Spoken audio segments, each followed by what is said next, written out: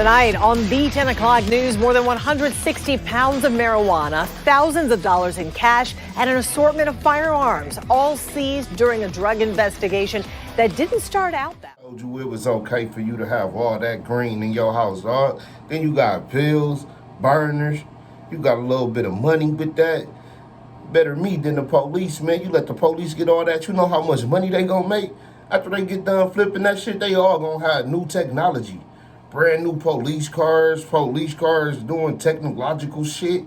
Bro, you done put that shit in the wrong hands. That's why I be running up in niggas' A suspected home burglary. Yeah, and then it ended with the man who was renting the home going to jail on drug charges.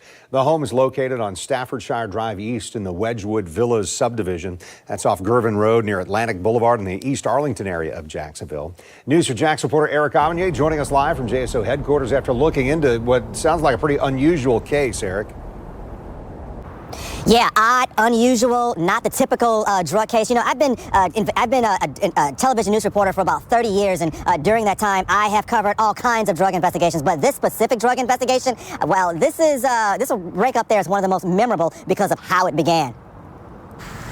Police say on Monday afternoon, officers were called to this rental home to investigate a suspected burglary in progress. According to this arrest report, the renter, identified as 25-year-old Sean Reed, was not home at the time. His brother spoke with police about a possible burglary after a back window was found broken. Officers spoke with Reed over the phone and received verbal consent from him to search the property. Nigga, you gave the police to go up in there and you got 160 pounds of weed in that motherfucker?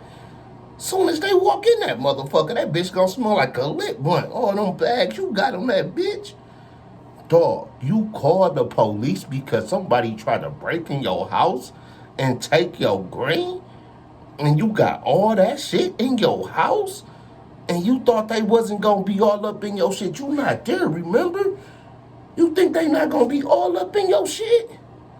Dog, you got to be the dumbest drug dealer ever, dog. You definitely would have got robbed because you ain't even trying to keep it in the street. Reed even gave the officers the security passcode to unlock the front door. Pisses me off, man. You gave them the motherfucking combination to the front door. I bet you even told them, hey, can you make sure that all my drugs is downstairs in the safe too? Please. That's how they caught your dumb ass, bro. You called them like, yeah, man, can y'all go check my inventory? Somebody tried to break in my house and was probably trying to steal my weed. He probably trying to file a false insurance claim on his But weed. instead of finding a burglar, officers say they found large bags of marijuana in plain view throughout the entire house. Bro, this shit just keep getting worse, man. Not only do you let them in your house, but it's in plain view all over the house. So it's no matter what room they enter in, they gonna see some oh shit, look what we got here. Bro, how dumb can you get? Like I said, you was just trying to get that away, man. You wanted to go to jail, boy. What, your partner in jail or something? Dog, this got to be the stupidest person in the planet, man. Totaling more than 160 pounds, along with drug paraphernalia. In your many years in law enforcement, had you ever seen anything like that before? I really haven't. Dog, ain't nobody seen no shit like this. I guarantee it, nobody have seen no shit like this before. And I'm not even sure if I'm News for Jax crime and safety analyst Tom Hackney is a retired JSO director of investigations. He says this is the first time he can recall someone giving police consent over the phone to enter their home with more than 160 pounds of marijuana inside. I've seen motherfuckers not let the police in their house because they got a roach in the ashtray.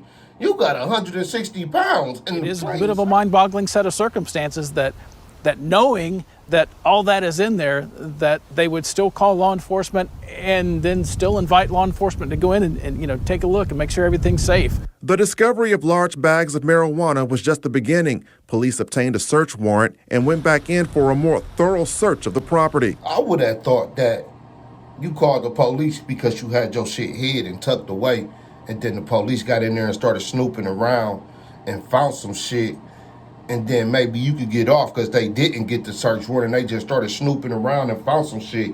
But no, they said you had this shit in plain sight, so they stepped outside, obtained the search warrant, and then went back in and found more shit.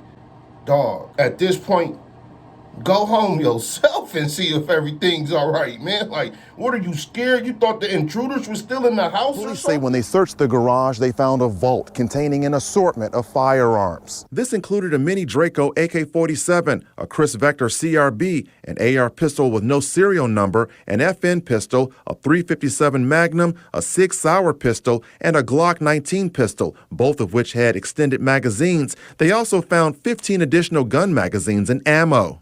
Turn the stove off, man. This nigga cooked, dog. You got all that shit in there, man. You got a whole bunch of different types of drugs, but you got guns with this shit too, and you got the serial number scratched off one. That's when shit start getting serious, dog.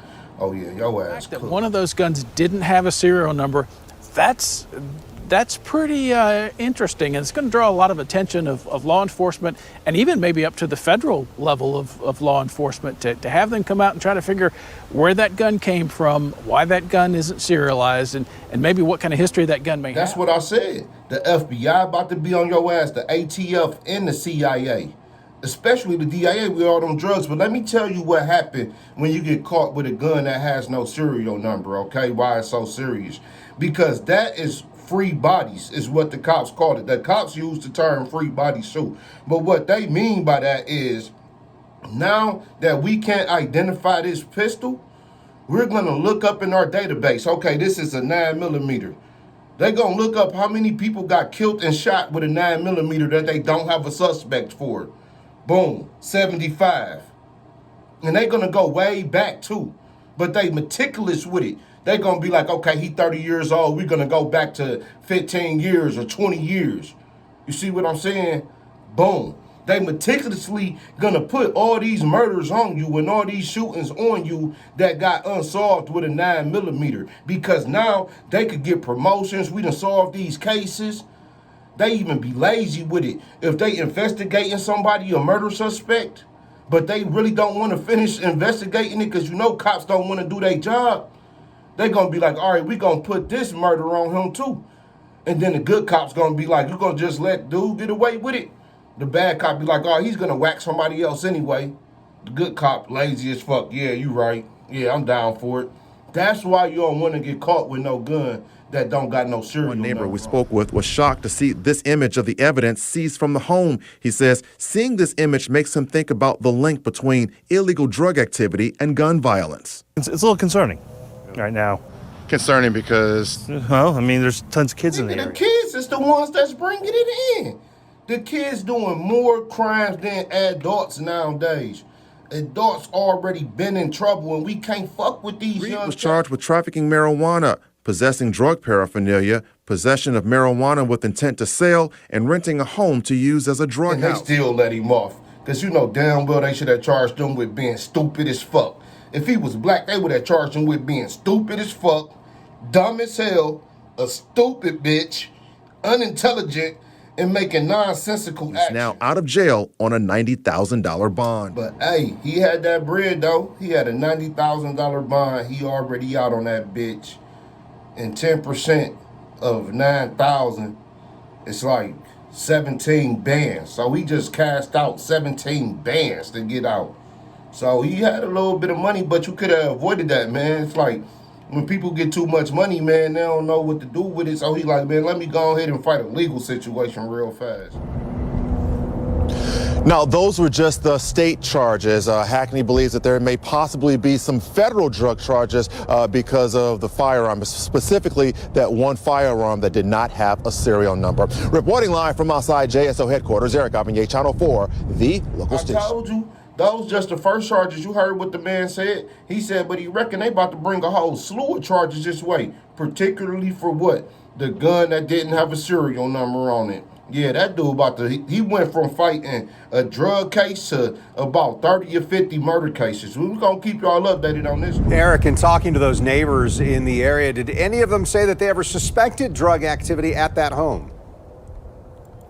Very good question. And I'll tell you that the people I spoke with both on and off camera said they had no idea. There was no visual or obvious signs that there was drug activity at that house. Now, when I spoke with Tom Hackney about that, our crime and safety analyst, he believes that investigators are probably looking at that house not as a typical drug house where people go to get high and do the drugs, but a place where it may be a possible distribution of marijuana throughout the area, basically like a distribution hub. That's what he's thinking that investigators might be looking into.